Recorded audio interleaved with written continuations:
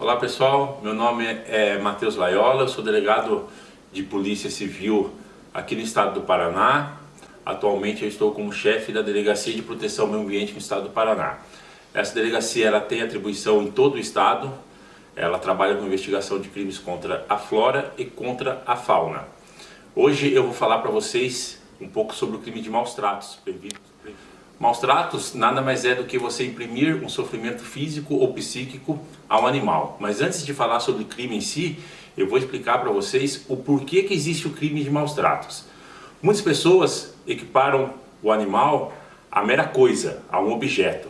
Mas tem como você maltratar um objeto? Tem como você maltratar esse óculos, por exemplo? Não, não tem. Então, se a gente interpretar o crime de maus tratos à luz da nossa Constituição Federal, a gente entende que animal não é coisa, animal possui uma personalidade jurídica diferenciada, diferentemente de objeto ou coisa. Tanto é que a gente não fala que você é dono de um animal, que você é proprietário de um animal. Você é dono ou proprietário desse óculos aqui. Agora, com relação ao animal, você é tutor, você é guardião desse animal, não sendo proprietário. Você não pode se desfazer ao seu bel prazer. Se você fazer desse animal, você pratica o crime de maus tratos na modalidade abandono. Então, se a gente pegar, vamos falar um pouquinho sobre os atos normativos que existem com relação ao direito animal, e depois eu vou falar um pouquinho sobre o crime de maus tratos em si.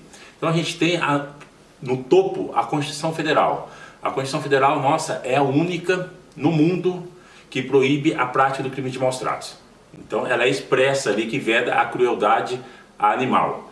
A partir do momento em que a Constituição Federal veda a crueldade animal, todas as outras leis têm que estar em acordo com a Constituição. Então não pode um Estado legislar dizendo que é possível rinha de galo, por exemplo, no estado aqui do Paraná. Essa lei é totalmente inconstitucional. Então todos os atos normativos abaixo da Constituição Federal têm que estar à luz da nossa Constituição Federal.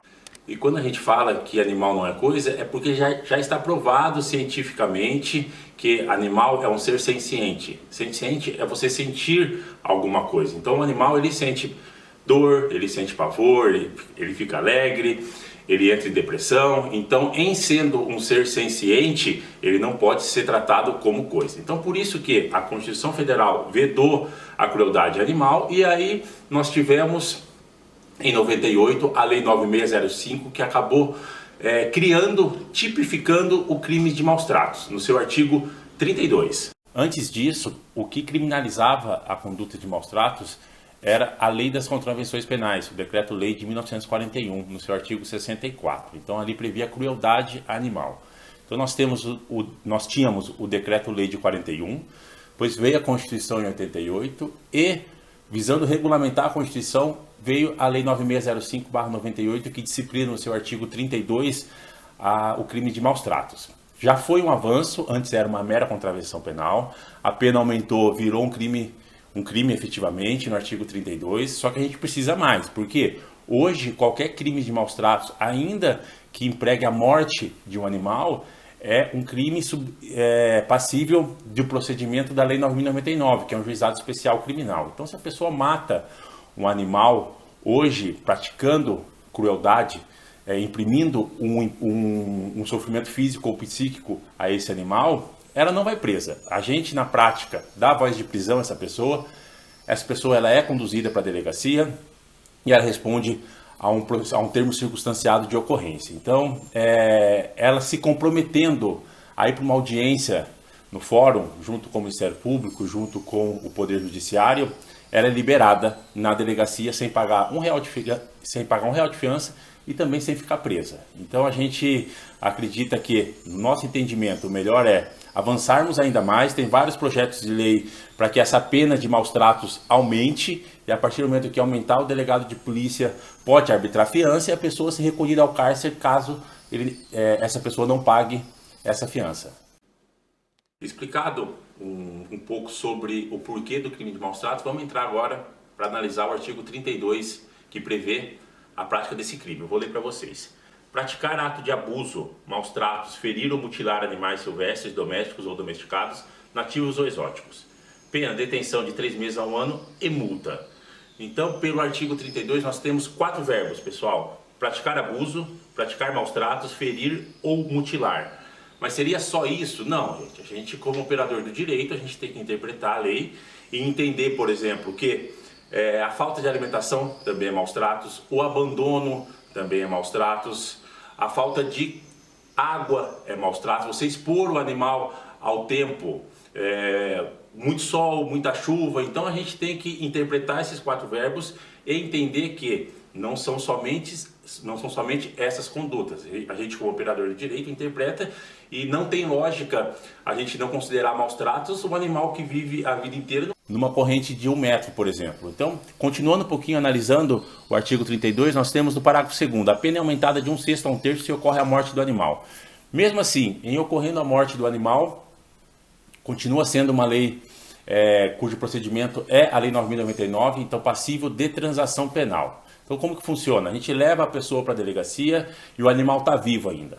Ela responde ao artigo 32, submetido ao procedimento do Juizado Especial Criminal.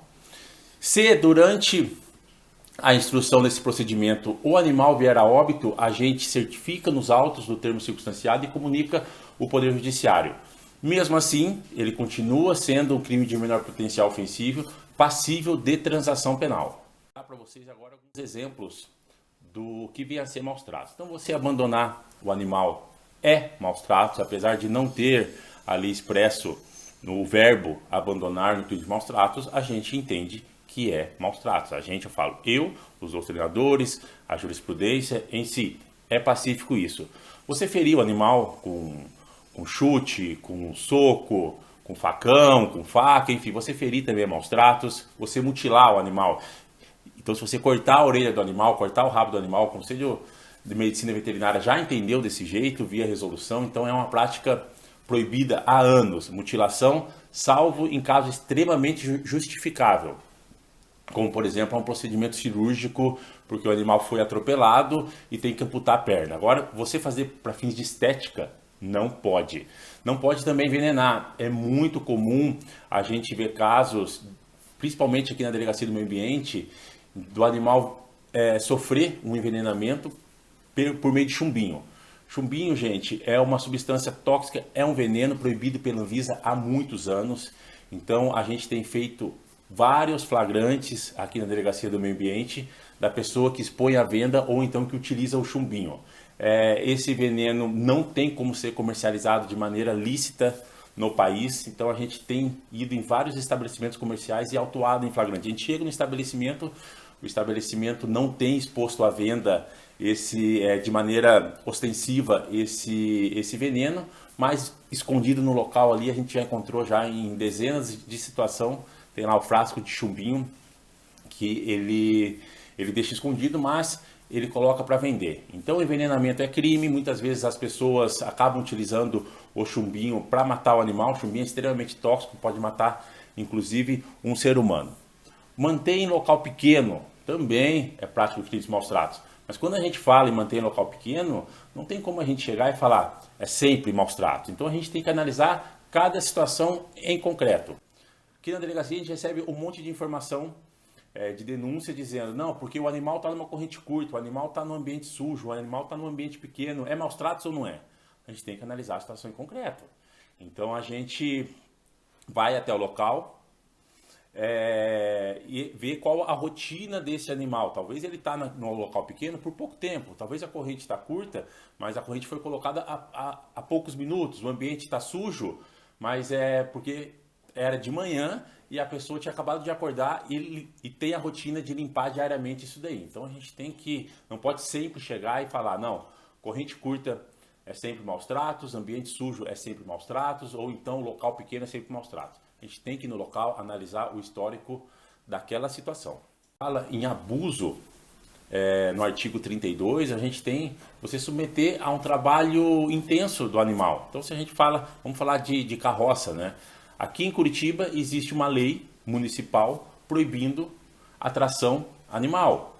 Então a gente aplica aqui em Curitiba, nós temos a Constituição Federal vedando a crueldade animal, nós temos o artigo 32 da Lei 9605/98 e nós temos outras leis estaduais, municipais, mesmo os atos editados pelo Poder Público, disciplinando tudo isso. Então, em consonância com a Constituição, com a Lei 9605, em Curitiba, por exemplo, a gente tem uma lei municipal que veda a atração animal. Qual que é a justificativa? É esse trabalho intenso que o animal acaba tendo que realizar. Quando a gente fala em trabalho intenso e veda o uso de carroça, por quê? O animal não tem a opção de dizer não com relação a esse trabalho. Então, existe essa lei municipal aqui em Curitiba, assim como em diversas outras cidades do Brasil, e a gente acaba aplicando essa lei e por várias vezes, em várias situações, nós demos voz de prisão à pessoa que insiste em praticar atração animal, conduzimos para a delegacia, levamos esse animal a um novo lar, a uma nova qualidade de vida. Na análise do artigo 32, nós temos o parágrafo 1º que diz o seguinte: incorre nas mesmas penas quem realiza experiência dolorosa ou cruel em animal vivo, ainda que para fins didáticos ou científicos, quando existirem recursos alternativos. Aqui a gente fala de vivissecção, então você fazer experimento animal. A gente tem a Lei Arouca que disciplina isso, que você não pode fazer qualquer tipo de experimentação dolosa sem anestesia, é crime. E se você tiver uma outra alternativa, sem usar o animal, você tem que utilizar dessa outra alternativa, senão acaba praticando o crime também.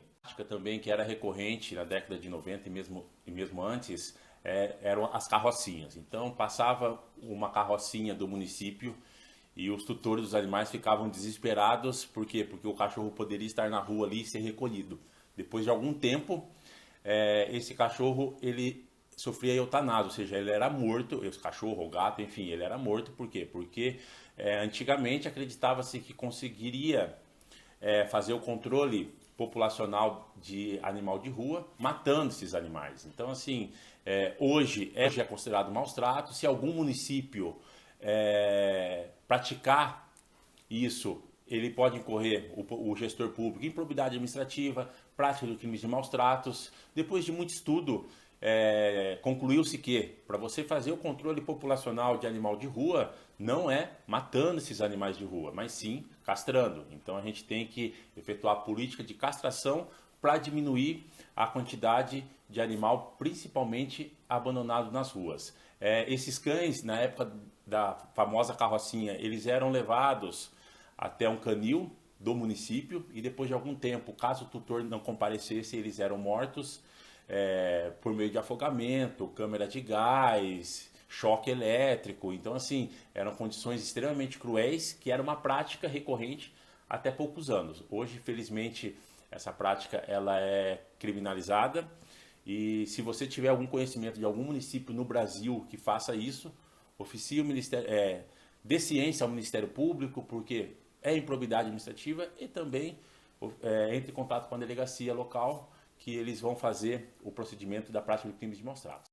Muitas pessoas perguntam se animal em circo pode. Então, há muito tempo, quando a gente ia no circo, encontrava aqueles elefantes, tigres, leões. Hoje em dia é cada vez mais raro e a tendência é não ter mais.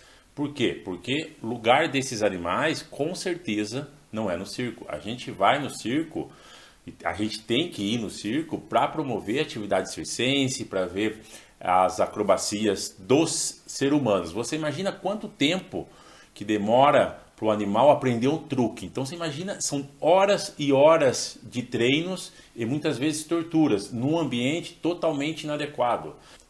Há diversos projetos de lei no Congresso Nacional visando proibir animal em circo, porém até hoje não avançou. Então o que acontece? Cada estado, município acaba disciplinando isso. Aqui no Paraná, por exemplo, não pode. Existe atividade circense que ela tem que ser valorizada mesmo, mas não pode animal em circo aqui no Paraná e em muitos outros estados.